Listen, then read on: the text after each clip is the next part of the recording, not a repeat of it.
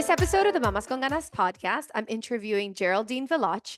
Welcome. Thank you. I'm so happy to have this opportunity to have this chat with you. So, mamacitas, Geraldine is a friend of mine that I met doing a self-improvement course years ago. Yeah. So she was my leader. She was our leader of the group. The course was called Landmark. So we have that in common. We're both like, I believe, women that are always trying to improve ourselves. And I think that was a big connection between the both of us. That's one of our core values that we've discussed. And then our relationship, I've always admired Geraldine. She is an entrepreneur. She works in insurance. Last year, you helped me with the insurance of my house. So Geraldine she's a powerhouse of a woman. But interestingly enough, I was having a conversation about insurance last week, and what surged from the conversation was something completely different. It was a subject that I've actually been wanting to bring into the podcast, which is basically like overcoming judgment of ourselves and of others in our lives, and that how that ties in to stepping in to the best versions of ourselves, and also how that ties into stepping into the real service that I think we could be of in this lifetime. So thank you for joining me. Thank you for inviting me. Because It's a pleasure. Geraldine, she's going to share quite I would say, a very intimate story about herself and something that she did. And I didn't know this about Geraldine. She'd kept it from me. Geraldine knew that I had fostered, and I permanently foster a son since 2020. So she knew the story, and she had not told me what she had done herself. So I'm going to pass the mic over to her. I want you to tell this. I want to start there. I want to start with your experience of what we talked about last week, because my mouth was open when I heard the story. I feel that it's a story worth telling and worth listening to, because it really does speak to like the things that we can do in our lives to change the world. I really have to say that, because I do think that your story is remarkable. Okay, so let us know what it is that I'm talking about, and That's so gonna that end the suspense here. yeah, Thank there you you so much go. for inviting me. I really appreciate it. It's a great opportunity to share this, and it is a private moment, really. Yes. But I think, like you said, it's worth stepping out of my comfort zone and sharing it with everyone. Service for me is something that is private. Usually, I don't really like to share. When you do things for others, it makes it that much more special when it's not broadcast. At least for me. So I had a feeding program based out of a church in Miami Beach during COVID in 2020. And it was an afternoon feeding program where children from the local community could come and pick up a sandwich and food. And there was a young girl that would come and receive food. And she looked a little bit older. And I said to her, this is only for 18 and younger. Because I say that to her because she's very pregnant, probably, well, very far along. So it caught me off guard. And I said, this is a children's feeding program. She said, oh, yes, yes, I am 17 years old. And so this was in July. It was very hot. And I said to her, I would prefer for you not to walk here anymore. I'm going to start to bring you the food, because she was so far along and she was walking, she told me at the time, 16 blocks to pick up a sandwich and a juice box. Wow. So I said to her, I'm going to bring it to you. And then one day I brought her the food, and there was a man that was sitting in the porch of the door, and he said, oh, no, she's running an errand. She's not here. I said, no problem. I'll just leave the food. And long story short, she had a baby. That was the errand that she was running the day that I brought the food. She was having her baby. And that really began a journey with her of need and of service, a very unique opportunity in my life that I don't even know how it started, but I just kind of got onto the ride and I never stopped. I never hit pause. So we're now 4 years later, but she was kicked out of the home where she was living with the newborn. Found her some temporary housing, then started to look for opportunities for her to go to school and have a place to live. And at the time, she was having some, I think, mental health issues. It was my first experience dealing with anything like this. So I really didn't know what was going on with her. I knew she had a lot of trauma and issues, but I didn't have mental health experiences with mental health with young moms. I think she may have had postpartum, to be honest. But anyway, she was having some suicidal thoughts and some issues. And so I got a call from DCF, and they're like, we have to take her to the hospital because she has called to say she's going to harm herself. And so they've taken her, and I said, okay, I'm coming. And I left my job and I'm like, what am I doing? I didn't even think about it. A baby needs help. I just got to get there. And so I brought the baby home.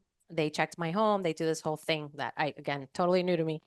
And the DCF person was like, yep, we're going to go ahead and approve you on an emergency basis. You can keep the baby. At the time, I think it was like a month old. So she was there for, I think it was like 10 days it ended up being. Then she came out, she came to my house, we had the baby at the house. And long story short, it's been 4 years of this. In the last year or so, we had another mental health issue with mom who had now moved away to another state. And I get a call, and it's a call that says that the baby's he's now a toddler, he's at an emergency room in a hospital in this state by himself. There's no next of kin. Mom is in a mental hospital. And I'm like, okay, I'm coming. I have to find a stroller and I have to find a baby, clothes and diapers and stuff so I can get over there. And fly out of state. Yes, and fly out of state. So I called a good friend of mine who is also uh, part of a giving community that I have the privilege of being a part of. And I've known her since we were young girls in school. And I said, hey, I got an invitation for you. We're going to another state to pick up a baby. She's never had children of her own. So she was like, wow, okay. She knows who he was. So I said, we're going to go pick him up. We're going to call him Victor for his privacy. They're going to go pick up Victor. That's not his name. And she was like, okay, come on, let's go. So we got a stroller, and literally within 48 hours, we get to this state. A friend of someone they had found had the baby temporarily. And so we flew back with him. We flew back with him to Miami, and he was with us for quite some time. Celebrated birthdays. We took him to the doctor to get care. He was very malnutritioned. Mom was having some addiction problems, and so he was very neglected. He was diagnosed with autism, so we took him to some behavioral studies, gave him a haircut, and created a routine for him. Taught him how to eat with a fork, sing songs, count. Right, so he's not verbal, but he would make sounds, and he was developing nicely. And then mom came. I did see her, by the way, when I went to the other state. I came to see her in the hospital, because I was the only person she knew. And I really didn't want to go there. It was very scary. I've never been to a place like that before. Like a mental hospital. Yeah, this is like a full blown, like, mental hospital, right? Where people are very ill mentally. And it was very sad. There was a lot of, it was women. It's divided, I guess, by sex. So we were in the female side, so it was all women. But this girl, she's so young. She's so young, and she had taken all of her hair off, so she was bald. So it was very shocking to see her. I hadn't seen her in a long time, since she had moved away across the state with the baby. And so, but I wanted to see her, and I wanted to do something nice for her, because I felt like, if you're in such a place, any little source of happiness is a good source of happiness, right? So I was like, I gave her a big hug, and I was like, what do they allow you to have here? They're very limited. They're not allowed to have jewelry. They're not allowed to have, right? It's only their gowns because of their safety, I Yeah, of think, right? course. So, but she said, I would like to have lotion. I would like to have lotion. And I was like, okay, I'm gonna get you lotion. And she had when she had shaved her hair, it was coming in. She's very beautiful curls. She's like, we're not allowed to have conditioner. We have shampoo, but no conditioner. But if my family brings it, I can have it. So I went to a local store and I brought her lotion and conditioner. And it was something that was special to her at the time, right? It was all I could give her to let her know that she wasn't alone in the world, right? That her baby was going to be taken care of, and I promised her I would take him. Um, and it made all the difference for her at that time. So I had to get past all of these reservations that I had, right? There's all these things in my head, and even my family concerns for my safety, Absolutely. concern for legality. Can you give us a little bit of context, just like a general context as to the history of this girl, this young girl, Yeah, so that we she- understand better, like what the safety concerns were for your family? Yeah, so at the time, I didn't know this. When I first obviously was starting the feeding program, that I didn't get to know her. I didn't know the background and the history, but the long story of it shortly is, she crossed the border. She was actually taken from her home. She was trafficked to the United States. She was already pregnant. Um, Her mother had filed a police report in her home country because she had been kidnapped and taken. She had left in the middle of the night. And so there was trafficking concerns in the United States where she was living. There was a lot of fear for her safety. There is a lot of gang violence in her country of origin. And where she was living, there was criminal and gang activity that had been identified. So, I'm like a rule follower. And I work in like a very regulated industry, and my whole life, has always been like by the rules. Um, that's just the way that I was raised, right? So a lot of this world was just very, very out of the ordinary for me to hear even the stories, even though I didn't actually see anything per se, right? But I just hearing the things that she had been through and the things that she had seen and where she was living and the kind of activity involved, it was very new to me. So my family was very scared because, they would typically, from what I'd learned, when people are trafficked, they're looked for. They don't just let that go easily. And so they were looking for her. They were looking for this child, and rightfully, it was in my home, and it was a dangerous situation. So there was that piece that was very unique, right, to that particular, because you hear of foster situations. It's someone local, maybe they have an addiction process, but you're going through the courts, and there's like a checks and balances that guards your safety to some degree. But here, this was very clandestine, right? I was just kind of being audacious. Like everybody's like, you're so audacious to go and get a child like that. Didn't even you think of the consequences? And I'm like, no, I thought that a child needed me, and I needed to be there for him because nobody else would be there. This is a child who had a child, right? This is two children really, because she's just a young girl. She could be my daughter.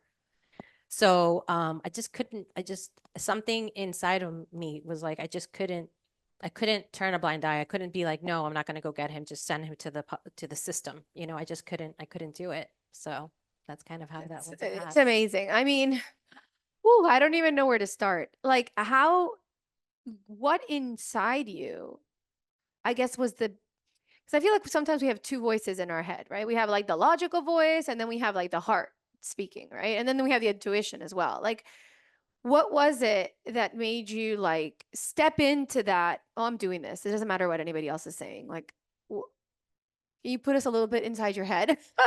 Yeah, I mean, I honestly, maybe it was just the impulse.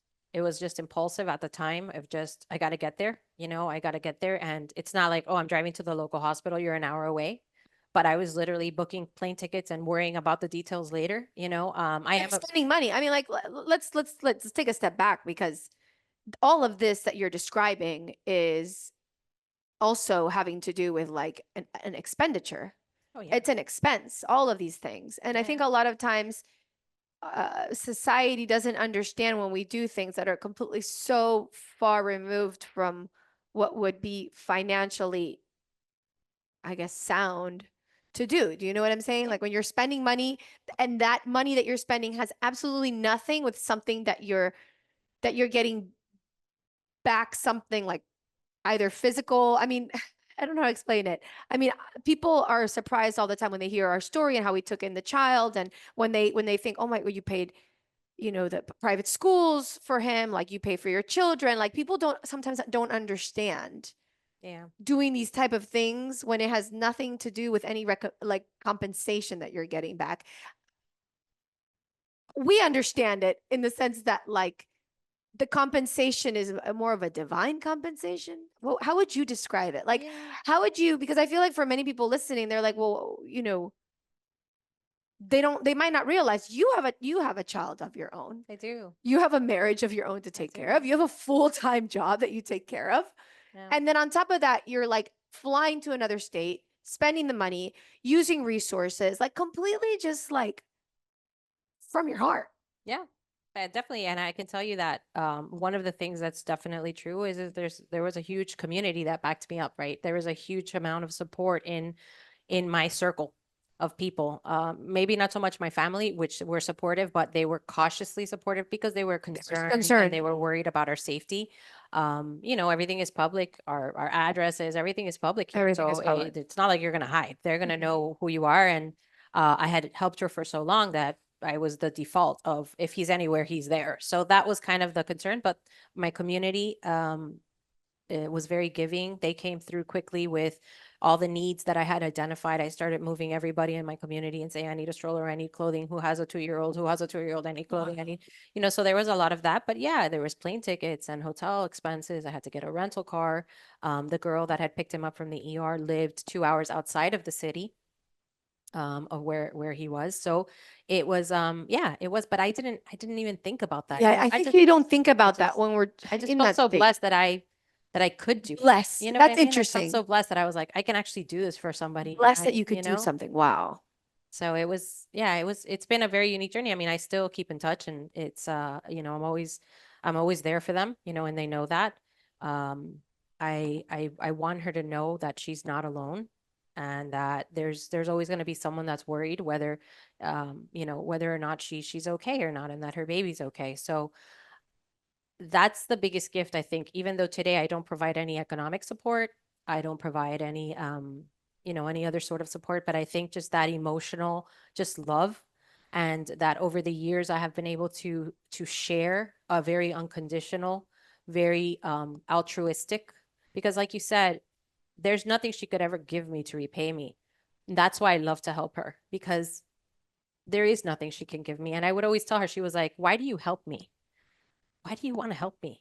You know, she would ask me that. And I would tell her, I was like, you could be my daughter. And if my daughter ever needed someone, I would hope that someone would care enough about her, right? That they would help her, even if she hasn't made all the right decisions, even if she hasn't been the perfect human being, even if she fell in addiction, even if whatever it is that her life has in her path, that someone would help her.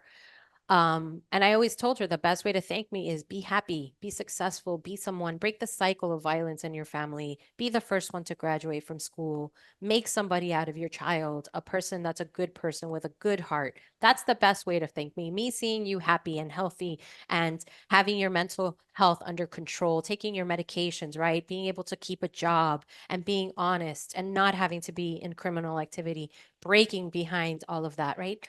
That's so special. You bringing your mom one day from your country, that's going to make the difference in your life. And that's going to bring me a lot of fulfillment. That's the best way to thank me, right? Because all the sacrifices or all of the investment of love, time, and other resources of myself and our community, that's the best thank you. Wow. Everybody wants an update. We always pray. Obviously there I have a big spiritual bone. I'm not really religious, but I'm very spiritual and she has such a loving community. There's always love being sent their way. When people say, how can I help? I always say a prayer in your own Super. way, whatever prayer, whatever you believe in, right? The universe, God, or whatever you call whomever you pray to or you believe in, but send good well wishes, positive energy to this child to be protected, that his mom be protected, because if she's okay, he's going to be okay. She's a good mom. She's a Yeah. sweet, very sweet girl. Let's talk about judgment and getting past, because we were discussing that together. Like one of the things that we both believe holds people from giving back is judgment. Tell us your perspective on this and how it relates to your story and the things that you had to get past in order to step into the service and the things that you did. Yeah, the judgment thing is something that's it's really unique because it's so hard to get past. We all have judgment. Anybody, oh, I didn't judge her. No, I judged her. Of course I judged her. Everybody judges everyone. But it's what I did with the judgment, right? I was present to it. Sometimes I saw things and I heard things that I was like, wow, this is just not good, right? This is not going to end well. This is not a good decision. But that wasn't a reason to keep someone from eating.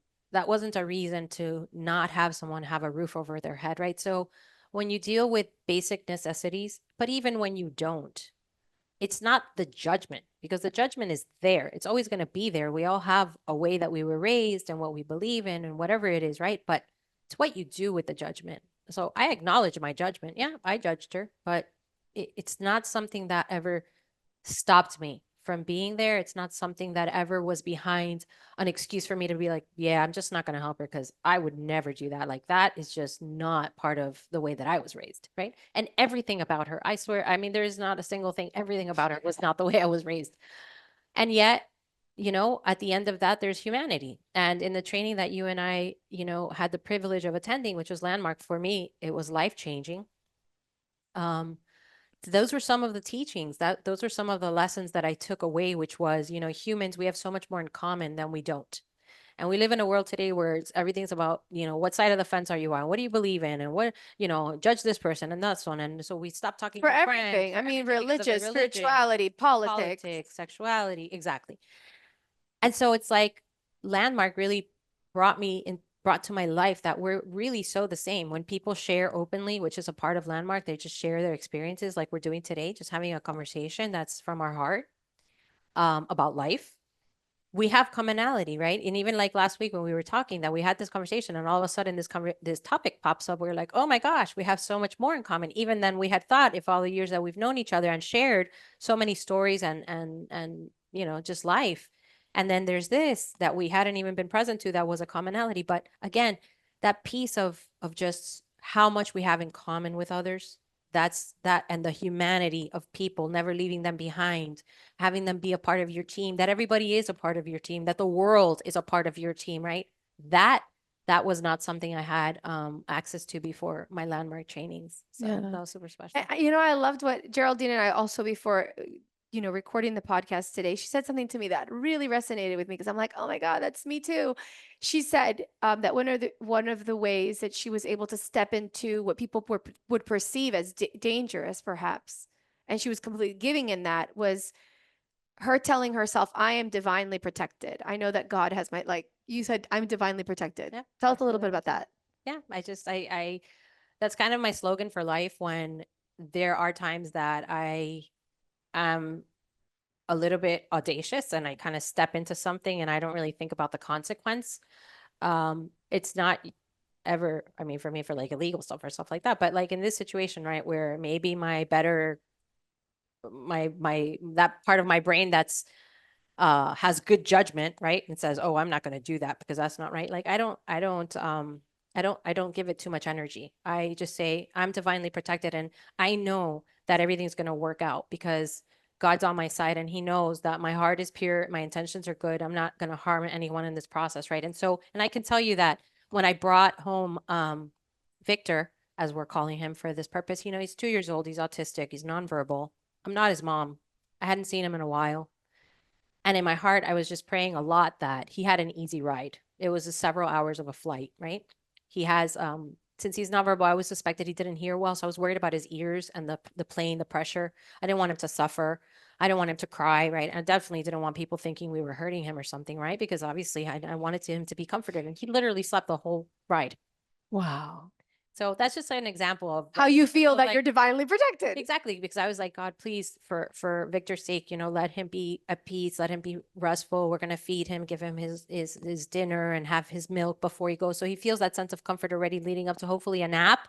We took him to the park, kind of tired him out, right? And it worked beautifully because nobody knew that he was on the plane, and it was for him, right? It wasn't for us, but it was for him. I don't want him to suffer. He's endured enough in his little life. Wow. But yeah, no, and Geraldine was telling me another story before we hopped on. And then I was like, what? I don't know if I was like trying to analyze what I have done, what she did. It was also very courageous. She's driving. Can you tell the story of you're driving what on in 95 or what on in Miami and you see Oh, yeah. this it's impressive because I honestly I feel like share your stories because I don't think many people are actually I don't know if the word is awake. So I almost feel like there's a lot of people sleeping through life.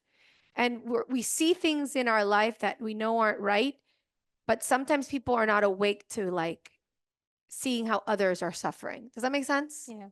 So tell us a story about the other day about what happened to you. Yeah, so this is probably a couple months back now, but I was driving in the car with my daughter and her friend. We'd gone to get ice cream. And so we're driving on a main road in Miami. I live in Miami. And as I'm driving by, there's a young woman, from what I saw in the glimpse of the corner of my eye as I passed by, and she's laid on the ground on her back with her legs open, and there's like a bag next to her, and she's just like passed out.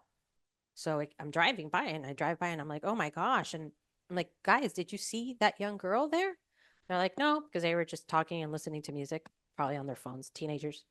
And I'm like, oh my gosh, that could be my child. So I made a U-turn. I came back around and I got out of the car, and the girl truly was. She was apparently hurt. There was like blood coming out of the side here by her ear. I thought it was her eye when I drove by, but I didn't see it. I saw it quickly. So there was like by her ear, she had like blood, and it was such a hot, sunny day.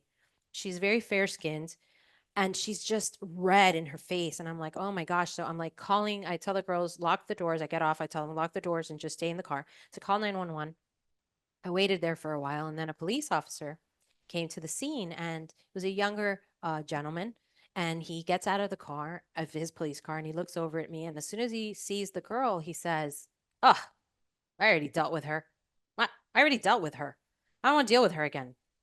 And I'm like, excuse me?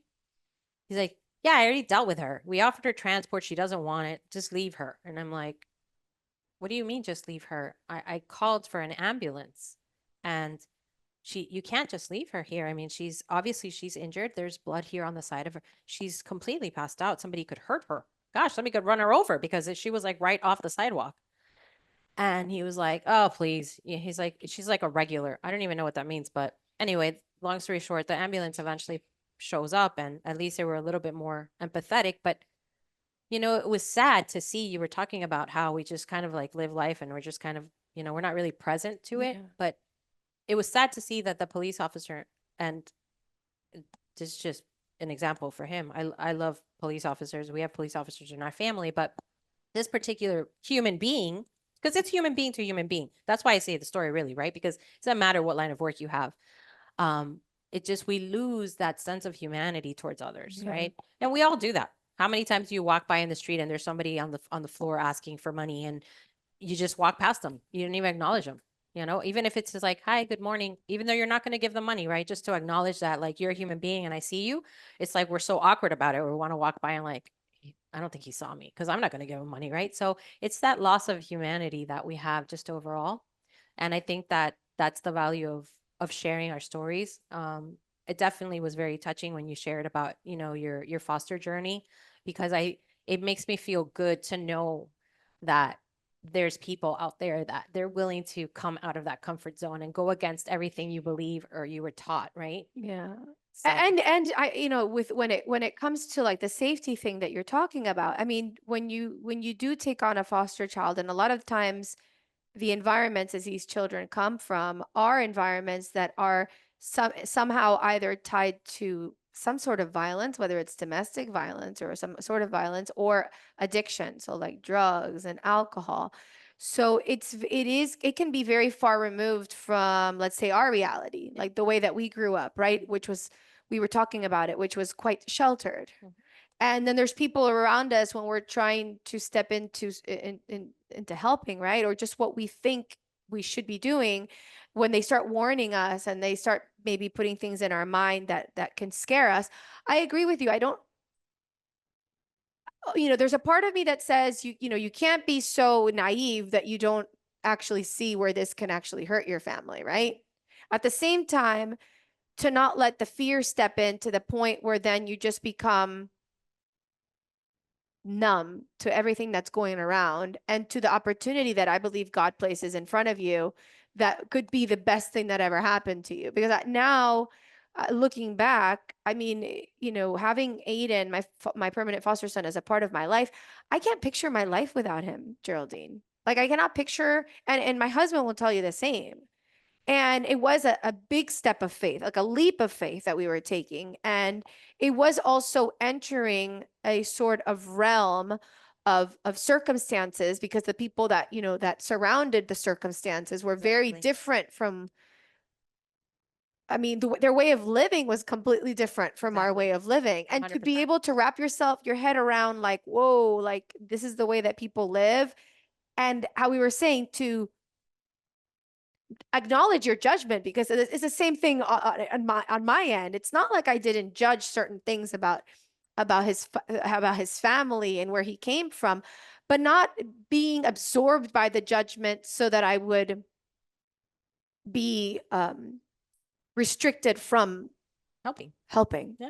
For being that saving grace to this child. Because at the end Yes. of the day, that child, in both cases, right? Doesn't matter their age. A child is dependent upon the grace of their families.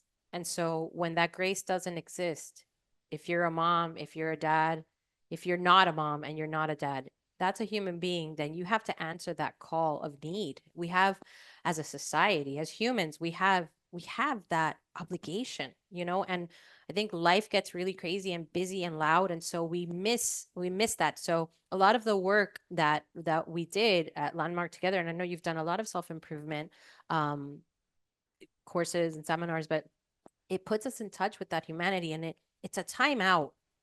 That's the good thing about these classes. You go to them and it's like a timeout from life. It From life, forces yeah. you, right, to be immersed for a moment in these thoughts, in these concepts, and um, And to go deep, yeah, like really and be deep. honest with yourself, right? Yeah. Of like, I'm hearing you and I'm hearing myself. I'm seeing myself in a place, even though it's your story, I'm seeing myself in a place where I'm like, you know what? Yeah, I want to, I want to transform some areas of my life. I want to make some updates to my life, right? In the way that I deal with humanity at work and at home with my friends. And like I said, that was transformational for me in every area of my life. And I would not, I can tell you 100% without a doubt that that class I took, which was many years ago when we met, this was COVID that I came into this foster in relationship with these two sweet souls. It would not have been possible for me.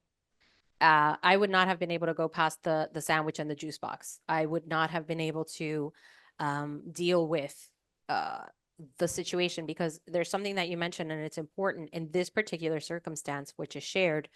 It's not just the child; it's the navigation of the family nucleus and situations that come with it, Yeah. the drama, The drama.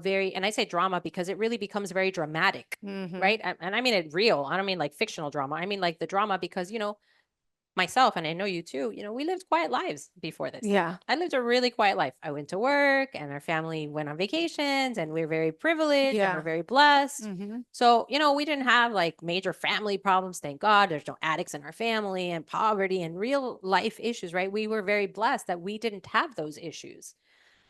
And so when all of this stuff is injected and the violence and the criminals and this is real life issues that people have, it's That's not just in movies, right? Like it comes yes. to your life and you're like, It takes whoa. something It for takes you, something. right? Oh It yeah. takes something that you have to really be honest with yourself at some point and be like, yeah, I'm just gonna press forward. And like I told you, I try not to give it a lot of energy. And I am divinely protected and divinely blessed by the Lord and the universe and everybody that keeps me safe, my angels, everything that I believe in. And so I was like, we're gonna go forward, and it's been very rewarding to me, Yeah. It's and enriching. I don't I I want don't to, get anything back from it. I mean, it's yeah, just what's in my heart, but it feels great and I it's love it. interesting, right? How like things sometimes like what the best things in life we think it's receiving, but really when we really step into giving from a not expecting anything in return. Mhm. Because I think that's like what people sometimes don't understand is like when you're actually giving, but you're giving and you're really not expecting something back. It's almost like you can't get anything back. Right. That's what I'm saying. It's so special when especially when they can't give you anything back, Yeah. right? They really just, I mean, when you say anything, they can give you back love, they can give you Yes. back appreciation, right? The expressing of appreciation. So they can give you a lot back because that's really what's so much more enriching. That's really what makes your soul sing. It's not they could give you some monetary or some No, material no. item or Yeah. thing, right? It's like Or just even that like the feeling of praise. It's not like you yourself. do it even for No, praise. You know what I'm no, saying? Because definitely not for praise it and makes me recognition. No, uncomfortable no, no. sometimes. I don't know about you, but it makes me Yeah. when people hear my story and then they tell me, "Oh, but you're like an angel." They make me out to be some sort of like, and I'm like, "Wait, no." Like it makes me a little bit uncomfortable. Agreed. Me too. And That's it's why I never share it because I'm like, right. It's kind of I'm like just like you. yeah, because it's like, no, well, and then it's hard to explain how much you get back from doing something like this. My cousin, who actually, interestingly enough, she was the first person I interviewed on this podcast. She has this organization where she donates to children in Venezuela, but she ended up adopting an orphan in Venezuela Wow. when the girl was 17, and now she's part of our family. Wow, that's so special. But I remember when I first, like when Aiden first came to us, the first person I called was Claudia to tell her the story. And she said something to me that I will never forget. She says, everybody will tell you how lucky the child is. How lucky, how lucky. She goes, what people don't understand is how lucky you get to be in the presence Yeah, of that child. that's so true. It's such a special statement. It's so true. And it's interesting, like the things that unfold. I remember, like, I think it was like 2 days after I'd gotten Aiden, I'm driving in my car and I have this moment of realization that I don't think I would have had otherwise. The moment was like, I actually learned to appreciate myself as a mother through having Aiden. It's like it took my foster son to appreciate me as the mother of my children. Because I feel like I didn't really appreciate my job as a mom. I sort of almost took myself for granted. Hmm. And you know how as moms and as wives, we always want to feel appreciated by our husbands. Like Yeah, does of course. he see what I do? And Yeah. sometimes the job as a mom is like that job that nobody really like. It's a little invisible. It's invisible. And it's a 24-hour job, Yeah, right? it's a little invisible.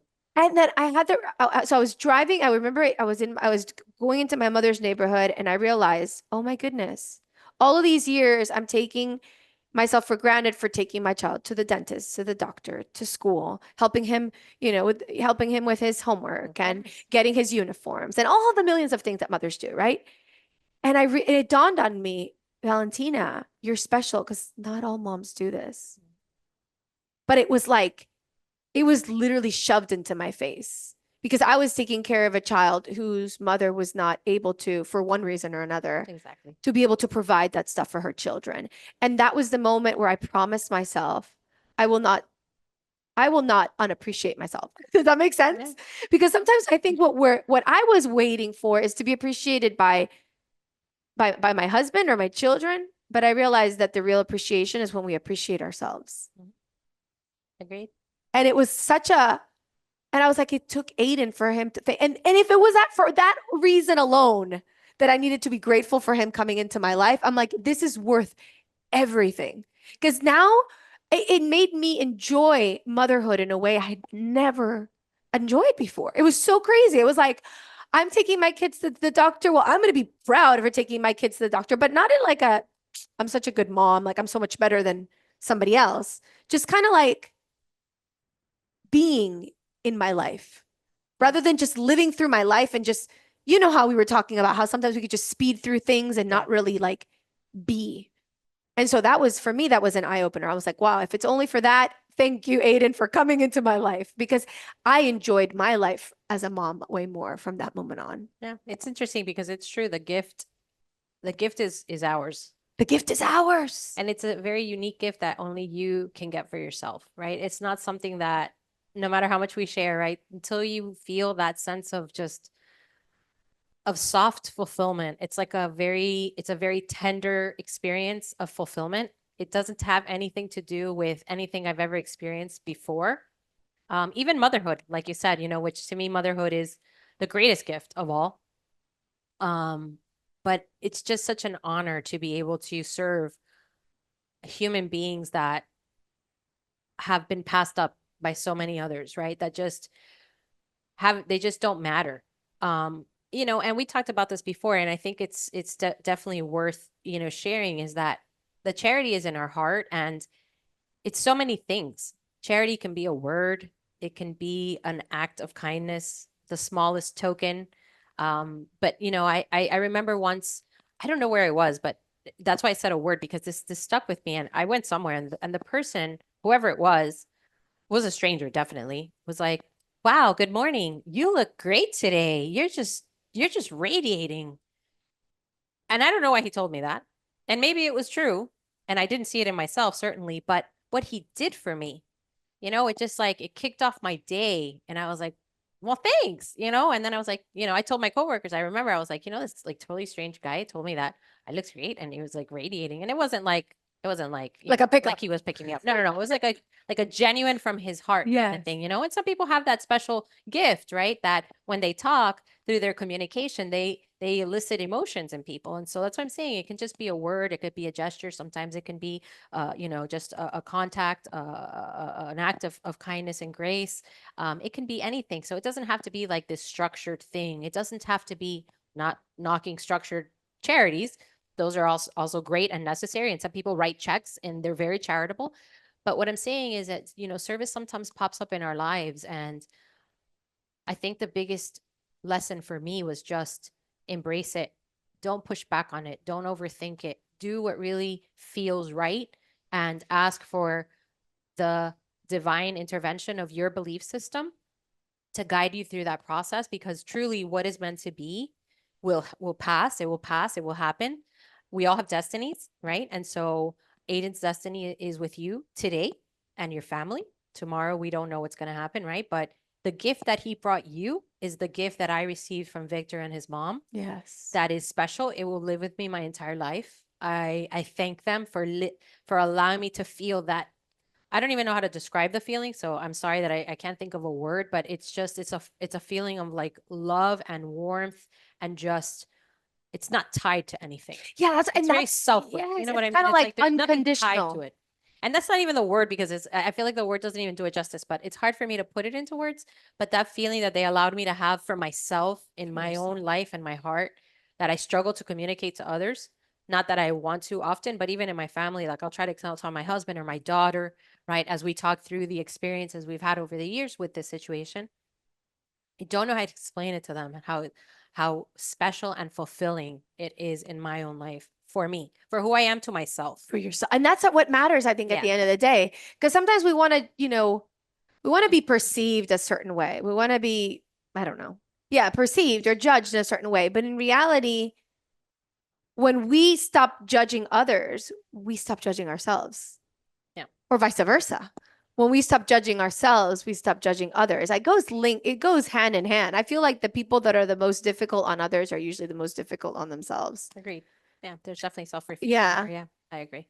And so that when you talk about that, like that love for yourself, that softness that you were talking about, when you feel that, it's sort of like a reflection, like how soft you were on her, how you were able to do that, but then it also comes back to you. Yeah. And honestly, it's I know this is books and stuff on this too, but the power of your words, we're really quick to be like, "Oh my God, this looks so ugly on me. Oh my God, look." Like we Yeah. judge ourselves and Yeah. we're harsh on ourselves, Oh my but gosh. how many times you wake up in the morning, you're like, "Hello, beautiful. I Look know. at you. You are just stunning today," right?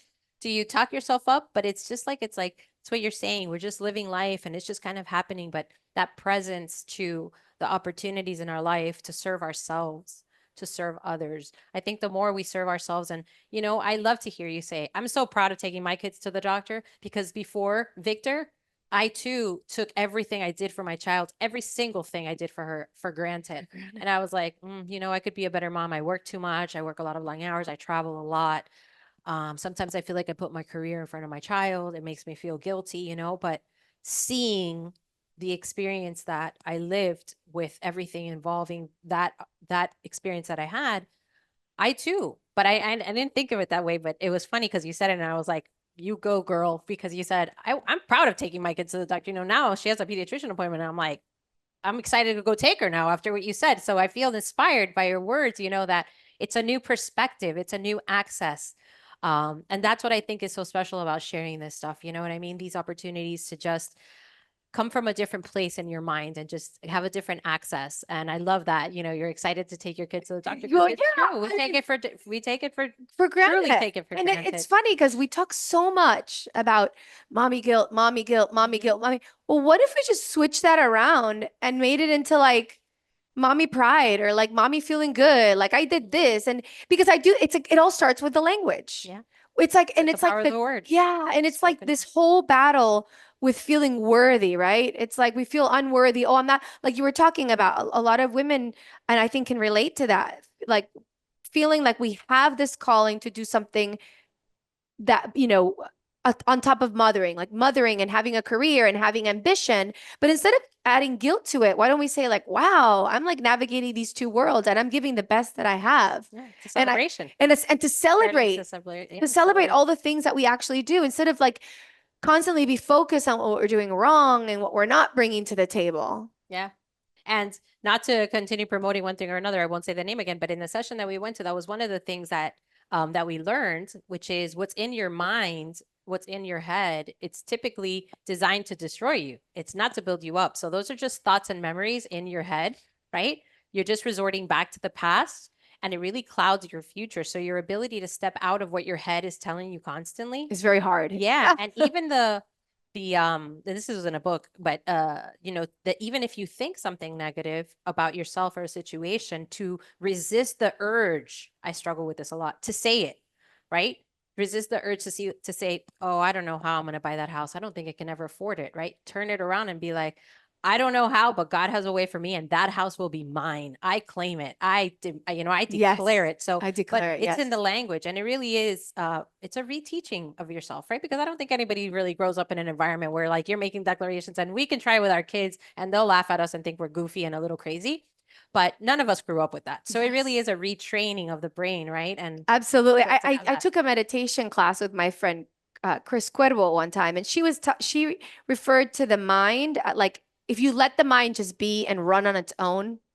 She referred to it as like a dog that's not trained. It will just like can go and poop anywhere in your house. So if your mind is a house and you don't train your mind, if you don't train it, it's like a little dog that will just like Run wild. yeah, run wild and will Dirty poop everything. anywhere, Yeah. like in your house. And so the mind has to be directed in the place where you want it to go. Because if you just let it run on its own, the default it will give you will not be something that works for you. Exactly. It's designed to destroy you. It It's will just- poop in your yes. fish tank. That's what they would say at that It class. will poop in It your will fish it tank. will poop in your fish tank, and so you don't want that. And the good news is, right, that it's fairly simple to do. It's really being mindful and being present. Yeah. Being present to when these opportunities pop up, when we talk about service and the judgment, that's never going to go away. It's just kind of being with it and accepting of it. Yep, I had this judgment, but what am I going to do now? There's still a human being there. There's still a situation that commands my love and my respect and my compassion, right? And coming from a place of love when you do things and being genuinely and completely authentic with the situation. And again, it could be anything, a word, it could be a check. If you're a check writer, that's okay. It doesn't, this is not about like, oh, you have to go foster a child, you have to go build a charity. Sometimes we think about charity as something that's just this production, right? Yes. I've dealt a lot with that in my life, and I think there's amazing charities, and thank God for the inspiration of some people to really go build something big. But if you're just watching this message and you're thinking to yourself like, wow, I don't think I can go foster a child, it's not really about that. This is just a situation that popped up in commonality Yes. for us that brought forth this conversation. But really, that charity, it starts at home with yourself, being loving and compassionate to yourself. You're looking 100. beautiful. Hey, beautiful, right? And then letting that bleed into others, because the happier and healthier you are to yourself, the more you can, bring that out bring it out to the world and share it with others. So Absolutely. And it's interesting. As you were saying all of this, I had like a little aha moment. I go, we talk about judgment as being something bad, but you're saying we have to live through it. We have to like see it. But also judgment, if you think about it, also allows us to decipher what we want for ourselves or what we don't want. So there's a part of judgment that is good because it allows us to decipher like the direction in which we want to go in our lives. Yeah. It's just that if we let it, get us stuck someplace where we don't want to be, or if it prevents us from then lending a land or giving a helping hand, because we're so stuck in the judgment of the other people or of us that we can't like move forward. yeah, it paralyzes you. It paralyzes you. Yeah. Yeah. You don't want that. Yeah. Exactly. Yeah, but just be with it, right? I mean, we all judge and we all think, and we're looking at someone and we're like, oh, look at their makeup. Oh, I look at those shoes. Oh, right. So they may be talking to us and we're not even there because we're so worried about what's in our head. It's just going all the time. And so again, it's a little bit of a retraining and being present to that. But it's possible. It's You possible. just have to be mindful. Thank you, Geraldine, for having this beautiful, like heartfelt conversation. These are my favorite types of conversation. Thank you. Thank you for the opportunity. I hope that you guys enjoyed this conversation. If you have any comments or questions, go to mamasconganaspodcast.com/224, mamasconganaspodcast.com/224. Hasta la próxima. Thanks Ciao. again. Chaito. Ciao. Gracias. Hey, it's Valentina Azara. I hope you enjoyed this podcast episode. Thank you so much for liking, sharing, and subscribing to our motivational channel. If you have any questions or comments, visit our website at mamasconganaspodcast.com or follow me on social media at mamasconganas. And remember, don't be a mama con drama. Let's be mamas con ganas.